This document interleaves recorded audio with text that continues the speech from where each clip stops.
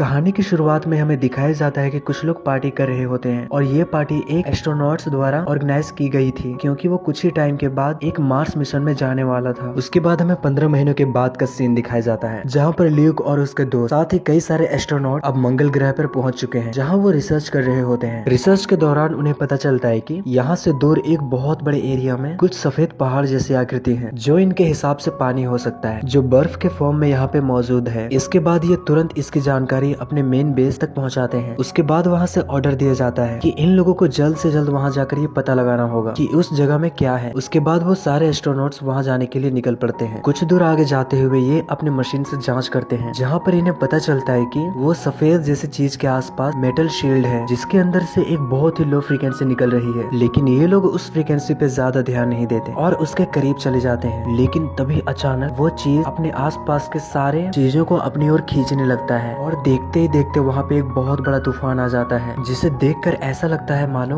वो इन्हें मारने के लिए ही बनी हो। ये लोग जल्दी अपनी जान बचाकर भागते हैं लेकिन 3 एस्ट्रोनॉट्स मारे जाते हैं और फिर वो तूफान ल्यूक को भी अपने अंदर खींच लेता है। लेकिन कुछ घंटों के बाद वो तूफान शांत हो जाता है और तभी हमें एलियन जैसी आकृति को दिखाया जाता है। इसका मतलब ये है कि मार्स में कभी एलियन सभ्यता हुआ करती थी और शायद आज भी है। ल्यूक पूरी तरह से घायल होता है लेकिन जैसे तैसे वो अपने मेन बेस तक एक मैसेज को पहुंचाता है जिसमें वो बताता है कि मार्स में अभी भी एलियन जैसी सभ्यता है और वो उन लोगों पे अटैक कर रहे हैं। ये सब सुनकर नासा के मेन बेस वाले जल्दी से एक रेस्क्यू टीम को इकट्ठा करती है जिसमें ल्यूक का बेस्ट फ्रेंड भी होता है जिसका नाम जिम होता है और फिर 4 लोगों की रेस्क्यू टीम को मार्स की तरफ भेजा जाता है। और अब देखते ही देखते 1 साल बीत जाते हैं और ये चारों एस्ट्रोनॉट मार्स तक पहुंच जाते हैं जहाँ के सैटेलाइट से ये देखते हैं कि जहाँ पहले 4 एस्ट्रोनॉट्स को भेजा गया था उन लोगों के कैंप के आसपास 3 कब्र बनी हुई है। इन चारों को कुछ भी समझ नहीं आता और फिर ये लोग अपने मेन बेस से लैंडिंग की परमिशन मांगते हैं। वहाँ से इन लोगों को परमिशन मिल जाती है लेकिन जब ये लोग मार्स के ऑर्बिट तक पहुँचते हैं इनके शिप से बहुत सारे माइक्रो मीटेरोइड टकराने लगते हैं जिससे इनका फ्यूल टैंक डैमेज हो जाता है और इनकी शिप ब्लास्ट कर जाती है। ये लोग अपनी जान बचाने के लिए उस शिप से बाहर आते हैं और देखते हैं कि शिप अभी भी मार्स के सतह में घूम रहा होता है। ये सभी उसके सहारे मार्स की सतह पर लैंड करना चाहते हैं लेकिन दिक्कत ये होती है कि वो शिप बहुत ही तेजी के साथ घूम रहा होता है। लेकिन उनमें से एक एस्ट्रोनॉट जैसे तैसे सभी के सेफ्टी बेल्ट को जोड़कर उसी शिप से बांध देता है लेकिन इस कोशिश में वो काफी तेजी के साथ मार्स की सतह में जाने लगता है। उस टीम में उस एस्ट्रोनॉट्स की वाइफ भी होती है जो कि ये देखकर बहुत ज्यादा रोने लगती है और फिर वो अपने हस्बैंड को बचाने के लिए उसकी तरफ बढ़ने लगती है लेकिन वो एस्ट्रोनॉट समझ जाता है कि वो अब नहीं बचेगा और उसकी वाइफ की जान भी खतरे में पड़ जाएगी अगर वो यहाँ पे आएगी तो। इसीलिए वो अपने हेलमेट को उतार देता है जिससे उसकी मौत हो जाती है और उसकी वाइफ वापस लौट जाती है लेकिन वो बहुत ज्यादा दुखी होती है। और उसके बाद ये तीनों उसी सेफ्टी शिप की मदद से जैसे तैसे मार्स की सतह पे लैंड करते हैं। उसके बाद ये तीनों पिछले आए हुए एस्ट्रोनॉट्स के बेस की तरफ बढ़ते हैं जहाँ पर इन लोगों को वही शिप दिखती है जो कि काफी ज्यादा अच्छे हालत में होती है जिसकी हेल्प से ये वापस पृथ्वी तक जा सकते थे। जिम जल्दी से अंदर जाता है जहाँ पे वो देखता है कि अंदर का एक एरिया बहुत अच्छी तरह से काम कर रहा है और वहाँ पर बहुत सारे पौधे उग चुके हैं। जिम जैसे ही आगे बढ़ता है एक आदमी कुल्हाड़ी से उस पर अटैक करता है और ये और कोई नहीं बल्कि ल्यूक ही होता है जो कि 1 साल तक अकेले रहने की वजह से ऐसा हालत में हो गया है। तभी एस्ट्रोनॉट्स उसे संभालते हैं और उसे बताते हैं कि हम तुम्हें ही बचाने के लिए आए हैं और फिर ल्यूक उन्हें बताता है कि कैसे मैं 1 साल तक यहाँ पे रहा। वो उन लोगों को बताता है कि 3 एस्ट्रोनॉट्स मारे गए हैं और मैं अकेला ही बच गया हूँ और मैंने उन तीनों की बॉडी को पूरे रिस्पेक्ट के साथ दफना दिया है। साथ ही वो कहता है कि वो तूफान जिसमें 3 एस्ट्रोनॉट्स मारे गए थे मैं दूर से ही उस पर स्टडी कर रहा हूँ और जो ये व्हाइट जैसी आकृति लग रही है वो इंसानों जैसी दिखती है। सभी लोग ये देखकर हैरान रह जाते हैं। ल्यूक इन लोगों को बताता है कि हम जब वहाँ गए थे तो हमें एक लो फ्रीक्वेंसी साउंड सुनाई दिया था जिसे मैंने डिकोड कर लिया है जो बिल्कुल ही इंसानी डीएनए के तौर पर डिजाइन किया गया है और ऐसा उन लोगों ने किया था